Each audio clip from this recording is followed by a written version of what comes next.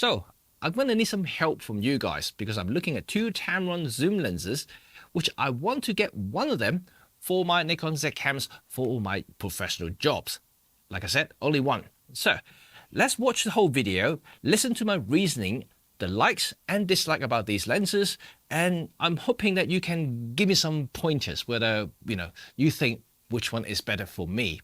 And also, if you do know any alternatives, any other lenses that I should be considering, maybe also have a look at, please do let me know in the comment section below as well.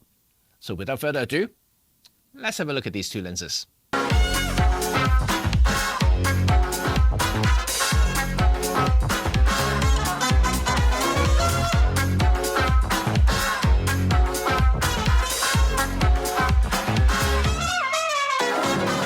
So this is not a review video per se, it's more like I'm sharing my experience, the likes and dislike of these two lenses, and I'm hoping that by the end of it you can help me after listening to all my reasonings to decide which one to go for. And also, if you do know any alternatives that can satisfy my needs, maybe I should be looking at, please do let me know in the comment section below.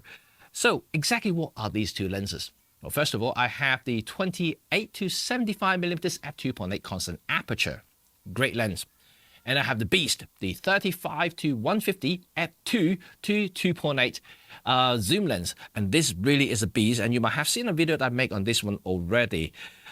So these are amazing lenses, and I think great job for Tamron making these new lenses to satisfy the budget market, because I think that they are relatively affordable compared to, let's say, native Nikon, Canon or Sony lenses, for instance.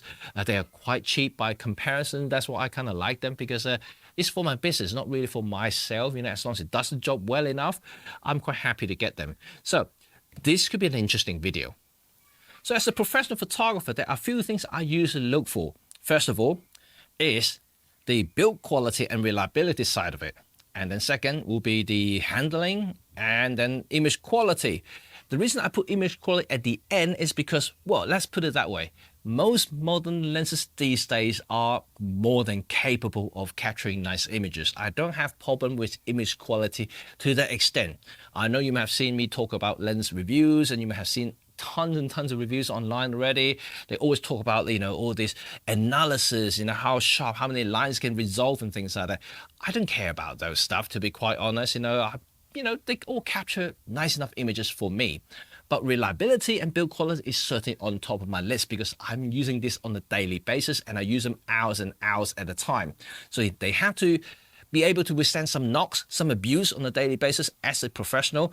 They need to handle well, because I'm using cameras hours and hours at a time. So all of these elements are very important. So how do these two fare? Right? So first of all, I think the 28 to 75mm when it comes to handling is great, because it's light. It's very light, very compact. It fits in my bag quite nicely. Even mounted on my ZF, I don't feel the heft, But that's not the case with the big beast, the 35 to 150, because this guy is extremely heavy, extremely big. It still fits in my bag, but once you mount it onto the camera, you really feel the weight. It's not an easy lens to handle. But when it comes to build quality, well, first of all, these two lenses are both weather sealed, so they can be used in rain, in hostile environments. But when it comes to build quality, I think the 35 to 150 f2 to 2.8 definitely wins, because it really builds like a tank. It feels like a tank, way more than this guy right here. The 28 to 75, it just feels a little bit more, well, a bit more plasticky in a way. It's a very consumer grade kind of level lens. And so for me, I always choose the slightly better built lens, which is in that case the 35 to 150. But I do appreciate the lightweight of this, and you can kind of see my confusions right here, right? I do like these two lenses in different ways. So let's get on. So hopefully by the end of it, I'm going to come to some sense to my own as well once I talk through all the reasonings, and then you can help me. So overall, I think that when it comes to build quality, these two are good. Just one is slightly more solid than the other. But when it comes to handling, there's no doubt the lighter lens always wins. So after handling, let's talk a little bit about image quality.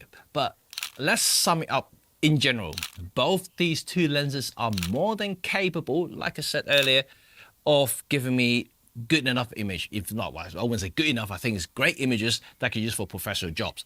I don't see any deficiencies in that sense, that I shoot portrait, for instance. I don't see that, either of these lenses could disappoint me.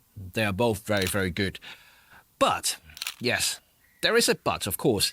The 2.8 lens, the 28 to 75, is very early 2000, when it comes to look, which is no bad thing. I think that a lot of the modern lenses are simply too clinical, too sharp, and this guy's is sharp, but it has that kind of 2000 look.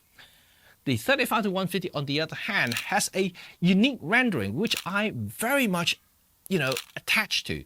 I find that, especially shooting at 35mm and wide open f2, it really gives me a very, very, almost like a Summicron look. I really dig that look, so this is actually pretty interesting.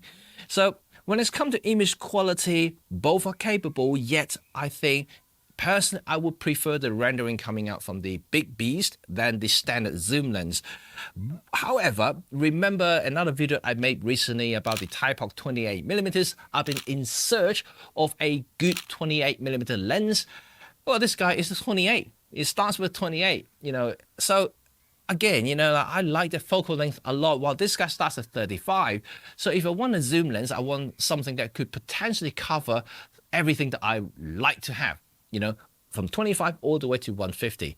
So again, kind of these two lenses, it doesn't, the 28 to 75 doesn't have the look that I'm going for, yet it covers the 28mm focal length, while the 35 to 150 has the look, but is not going as wide as the 28. Gosh, I'm scratching my head already.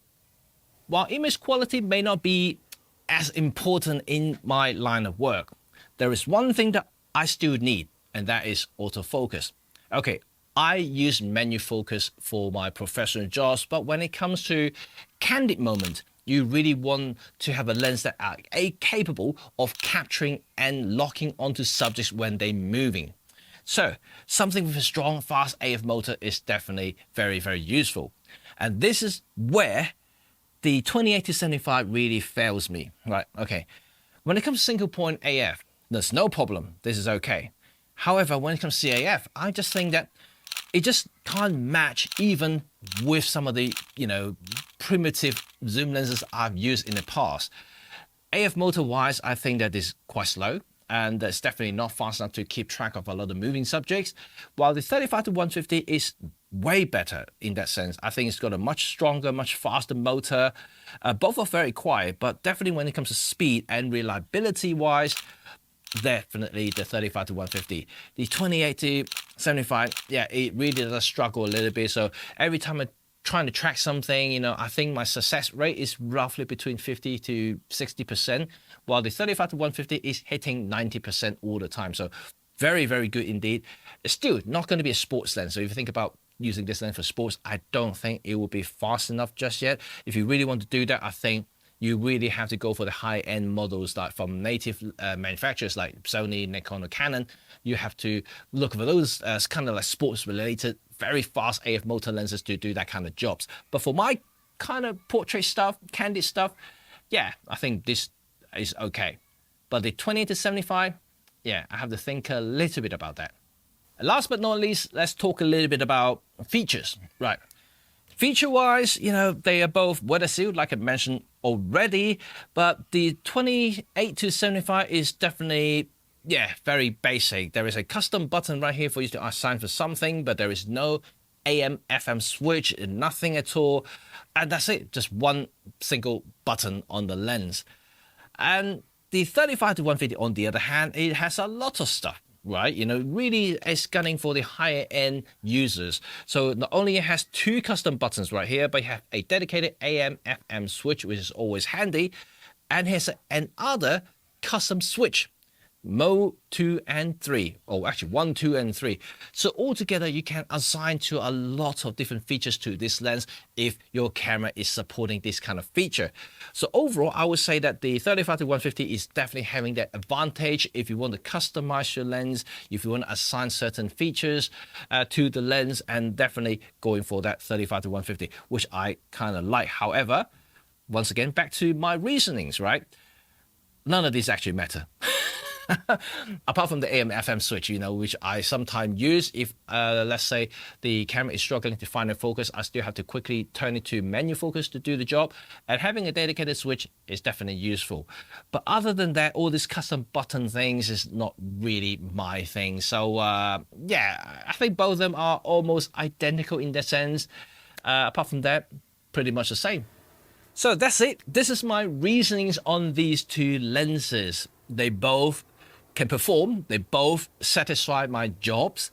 I like and dislike both lenses, in some way or the other.